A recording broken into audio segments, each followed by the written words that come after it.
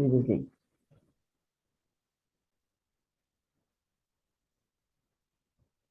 Telling you.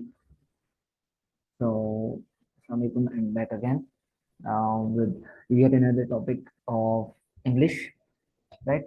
And this time it's from the part of a speech, and that is the use of verbs. Okay, so this might look similar to subject verb agreement, but but for the paper, for the considerations of paper, they come very different in the paper. So subject verb के अलग सवाल आते हैं और usage of verbs जो हैं उनके अलग सवाल आते हैं, तो इसलिए we had to cover this topic, right. तो इसमें जो है जो आपको टॉपिक समझना होगा वो जो आता है प्रोबेबली आने के चांसेस कम होते हैं, लेकिन अगेन फॉर जस्ट 40-45% चांसेस होते हैं कि ये टॉपिक आ जाता है, and that is close passage. Close passage अगर हम डिस्कस करते हैं तो इट्स लाइक कि आपको एक पैसेज दिया होता है, जस्ट लाइक रीडिंग पैसेज, ठीक है, और उसमें जो है ब्लैंक्स जो है दी होती हैं, और फिर आपको वर्ड लिस्ट दी होती है, राइट, वर्ड लिस्ट दी होती है, and then you are trying to use the words to fill in the blanks actually from the given word list। तो फिर आपने उसको इस तरह बनाना होता है ताकि आपका जो सेंटेंस है, आपका मैसेज है, या आपका ओवरऑल पैसेज है, that should be meaningful and that should be understandable. ठीक है जी। सो the topic is all about using of the verbs, right? And they should be used properly and according to the given structure of the sentence, ठीक है। और as I already talked about a close passage, because when we do a close passage, it's one of the very effective exercise of learning and understanding the concept of using the verbs, right? And that is why in most of the tests you will find the close passage, specifically when you go for the universities like IB Karachi, right? वो तो जो है अच्छी तरह से close passage का इस्तेमाल करते हैं अपनी पेपर्स में, right. And even Sakhrai has the habit of doing this, not regularly, they are quite often, but again this is one of the important thing that the paper makers consider when making the paper। तो close passage जो है इसको आपने याद रखना है, ठीक है जी। सो we'll discuss this now, uh, that what is a closed passage and how this should be considered and how should this particular part should be dealt with so that we should gain maximum of the marks, right?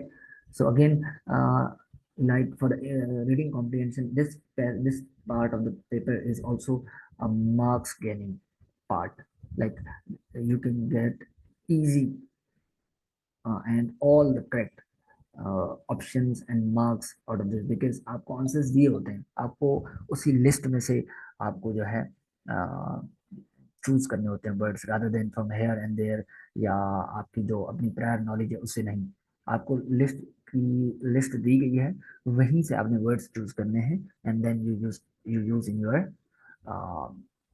in your passage to fill it and get a complete mark, right?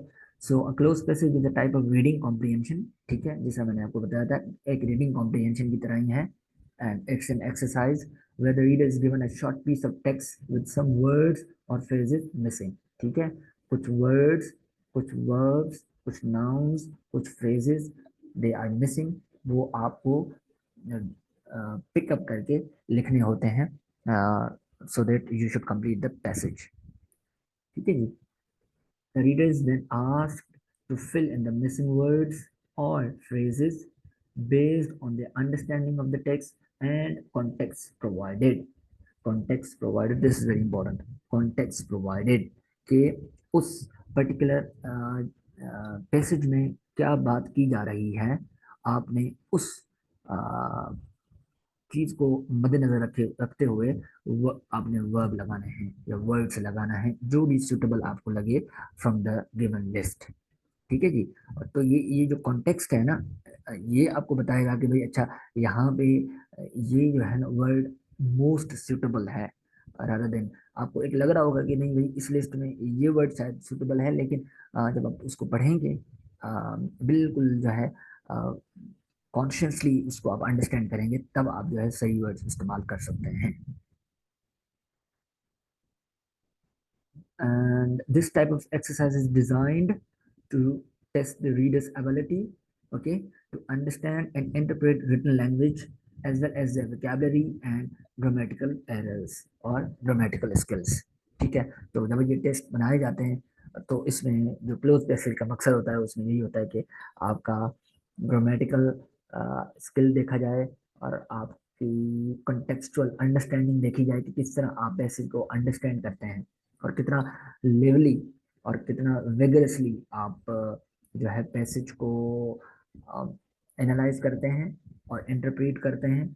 ठीक है। और फिर उसको उसकी जो requirements होती हैं उसको आप फुलफिल करते हैं। तो इसलिए ये है ना क्लोज पैसेज दिया जाता है मोस्ट ऑफ जो हमारे टेस्ट वगैरह होते हैं।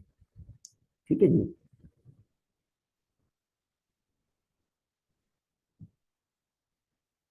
उसके बाद है जी cloze passage exercise are commonly used in language learning and teaching of course and even when I used to give my exams in Aga Khan, so we used to have a closed passage, right?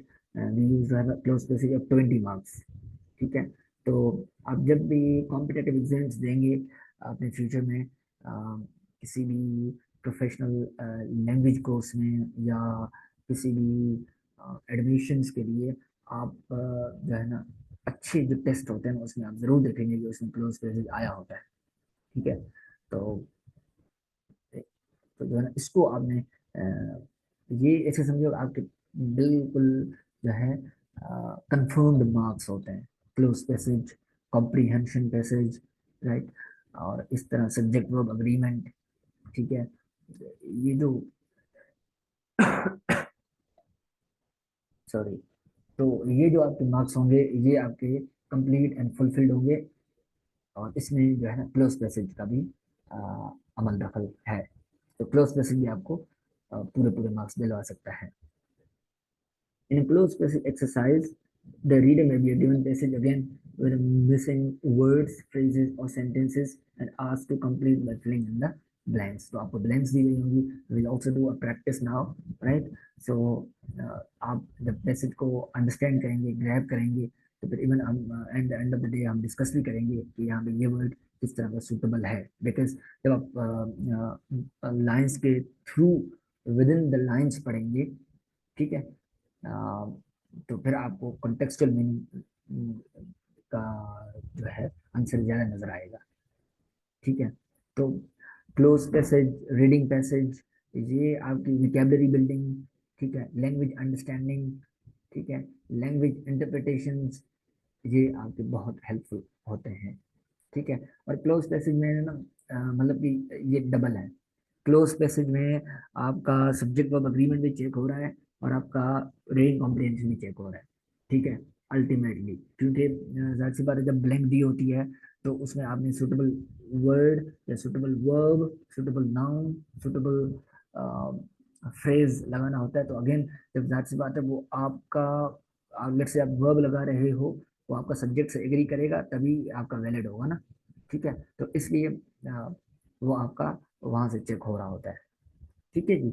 और बाकी for reading comprehension आपको पैसे दिया गया तो of course आप उसको पढ़ते जाएंगे तो वो आपकी रीडिंग स्किल भी टेस्ट हो जाती है।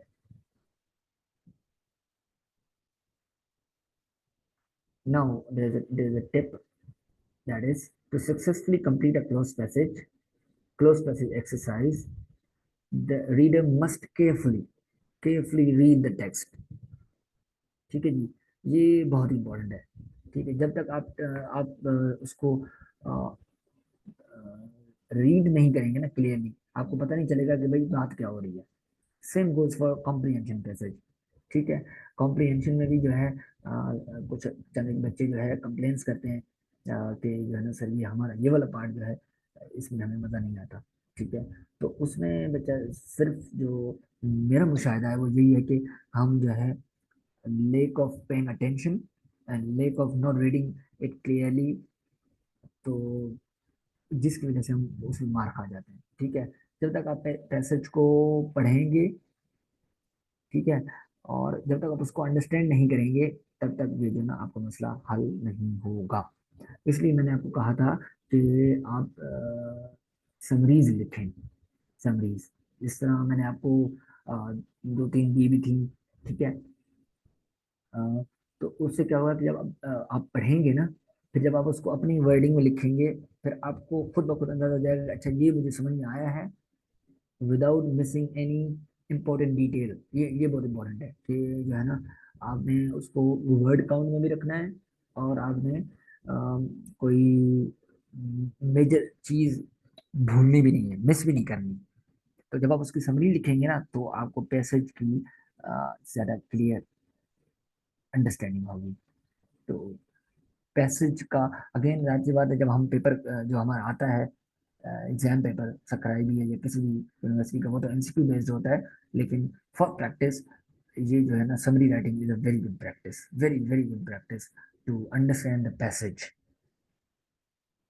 ठीक है जी, paying attention to the words and phrases that are provided. Attention to the words and phrases, कि भाई ये जो लफ्ज, अल्फाज और जुमले, ठीक है, ये क्या बोल रहे हैं। ठीक है, जब आप उसमें अटेंशन देंगे तभी आपको उस कहानी की समझ आएगी। जब तक आपको कहानी की समझ नहीं आएगी, आप जो है उसको फिलअप नहीं कर सकते, आप जो है उससे छुटकारा हासिल नहीं कर सकते। ठीक है जी, तो you need to pay attention while reading, as well as the context and overall meaning of the passage. They must then use their knowledge of grammar, vocabulary, and syntax to fill in the missing words or phrases in a way. Syntax मतलब होता है, यहाँ पे again you know grammar, vocabulary, syntax मतलब उसका correct usage, यानी कि उसका एक फॉर्मूला। लेट्स से हम जिस हमने सब्जेक्ट वर्ब एग्रीइंग में फॉर्मूला पढ़ा था कि भाई सिंगुलर सब्जेक्ट हो तो उसके साथ सिंगुलर वर्ब आता है, तो this is the syntax, right. तो इसको कहते हैं, उसको बोलते हैं सिंटेक्स, कि उसका फॉर्मूला, उसका यूजेज, सिंगुलर के साथ सिंगुलर वर्ब, प्लूरल सब्जेक्ट के साथ प्लूरल वर्ब, तो ये उसका सब्जेक्ट वर्ब का सिंटेक्स है इस तरह। ठीक है, तो एक सेंटेंस का सिंटेक्स ये हुआ कि भाई ये पर्टिकुलर सिंगुलर सेंस इसमें सब्जेक्ट दिया गया, तो उसका वर्ब भी सिंगुलर आएगा rather than plural verb, in a way that makes sense and is consistent with the rest of the with the text. Again, एक मीनिंगफुल भी, and at the end of the day हमें एक meaningful text चाहिए, और एक मतलब एक meaningful भी चाहिए, और पूरा भी चाहिए। ठीक है, इन सेंस कि हमारा जो जो पैसेज है उसकी जो मीनिंग है वो वाजे हो, कंसिस्टेंट हो, मीनिंगफुल हो, सेंसफुल हो। ठीक है, और सेंसलेस ना हो, ऑफ कोर्स। तो ये सारी चीजें हैं for a cloze passage and the usages of verb in a given passage. अब ये जो है ज्यादातर जो है क्लोज पैसेज आता है, अगर नहीं आता तो फिर जो है हमें सेंटेंस भी दिए गए होते हैं। ठीक है, हमें सेंटेंस भी दिए गए होते हैं, और उन सेंटेंस में एक वर्ड मिसिंग होता है, तो हम चार ऑप्शन दिए गए भाई इसमें कौन सा वर्ब आता है। तो वो वाली जो एक्सरसाइज है वो ज्यादातर सब्जेक्ट वर्ब अग्रीमेंट में आती है, और यहाँ पे जो यूजेज ऑफ वर्ब है वो क्लोज पैसेज की शक्ल में आती है। ऑलराइट,